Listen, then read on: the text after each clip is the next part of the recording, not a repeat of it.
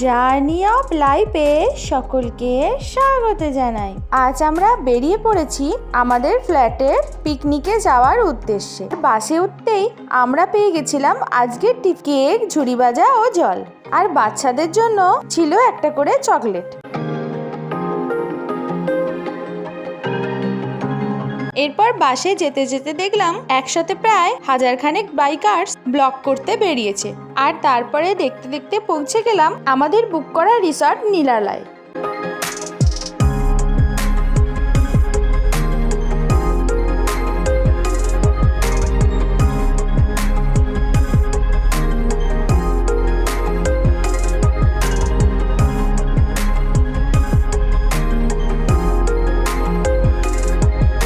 সুন্দর করে সাজানো গোছানো এই রিসর্টটি বেশ অনেকটি জায়গা নিয়ে অবস্থিত। একসাথে প্রায় 15টি টিম পিকনিক করতে পারবে, এত বড়ই প্যাসেজ। আর এন্টারটেনমেন্টের জন্য দোলনা, স্লিপ, সুইমিং পুল, খেলার মাঠ, আরো নানা রকম অ্যাক্টিভিটিস দিয়ে সাজানো।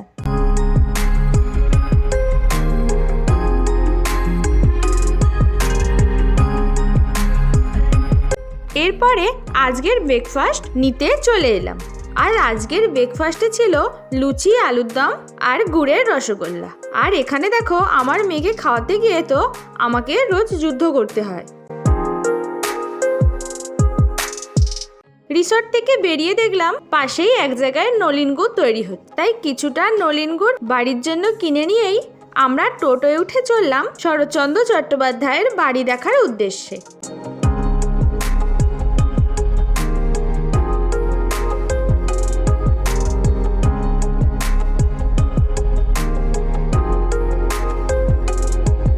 যদিও এখানে আমি আগে একবার এসেছিলাম, কিন্তু ফ্ল্যাটে যেহেতু সবাই যাচ্ছে তাই আমরাও চলে এলাম আর একবার এটিকে দেখবার জন্য। আর এসব জিনিস তো কোনোদিনই পুরনো হবে না।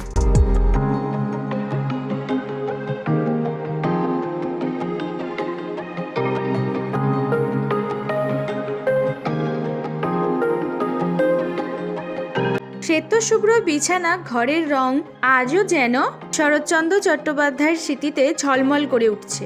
খুবই মনোরম এই বাড়ির পরিবেশটি। আর এখন যেহেতু শীতকাল, তাই প্রচুর ভিড় হয়েছিল এখানে।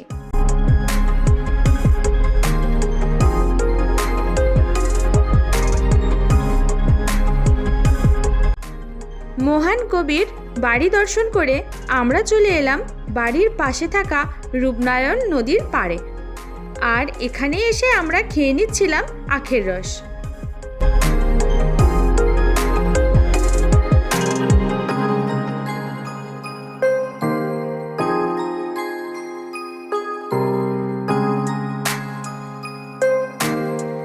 এরপর আমরা দুজনে একটু ফটোগ্রাফি করে নিচ্ছিলাম, আর তারপরে দেখতে পেলাম এই সমাধিগুলো লেখকের বাড়ির পাশে।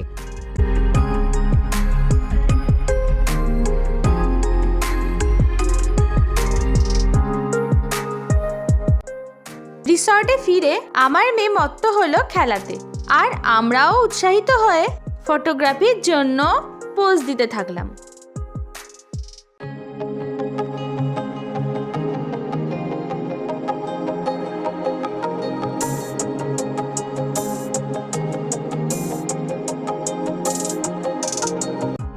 ফটোগ্রাফির শেষে সুন্দর আঁকাবাঁকা সিঁড়ি পেরিয়ে আমরা চললাম আমাদের রিসর্টের রুমটা দেখবার উদ্দেশ্যে। আর রুমটাও ছিল খুবই সুন্দর।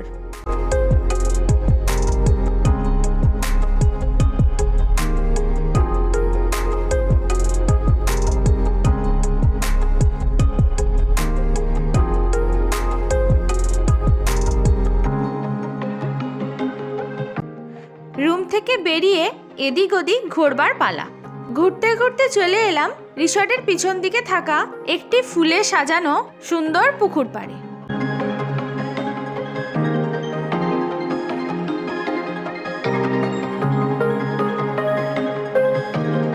আর এটি ঘোরা হতে না হতেই আমি চললাম আমার মেয়েকে লাঞ্চ করানোর উদ্দেশ্যে। আর ফাইনালি ওকে লাঞ্চ করানো শেষ হয়ে যেতেই আমরাও একটু খাওয়া দাওয়া করে নিলাম। আর আজকের লাঞ্চে খেয়েছি ভাত, ফুলকপির তরকারি, মাটন, ঝুরি আলু ভাজা, চাটনি, পাঁপড়, মিষ্টি। আরও কিছু আইটেম ছিল, সেগুলি তো আমি খাইনি, তাই কি ছিল আমার মনেও নেই।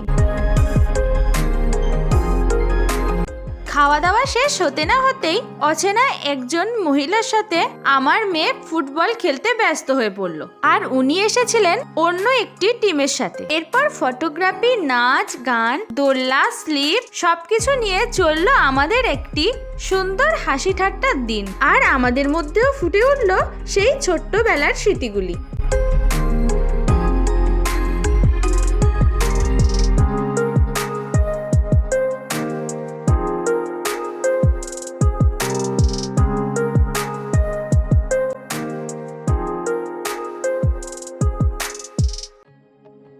আর তারপরে সুন্দর করে রিল শুটিং করছিলাম।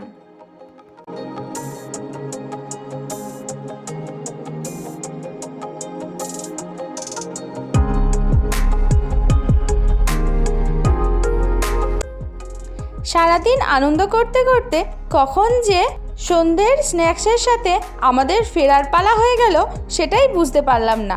আর স্ন্যাক্সে ছিল কফি আর পকোড়া। আর তারপর ফাইনালি বাসে উঠে পড়লাম বাড়ি ফেরার উদ্দেশ্যে।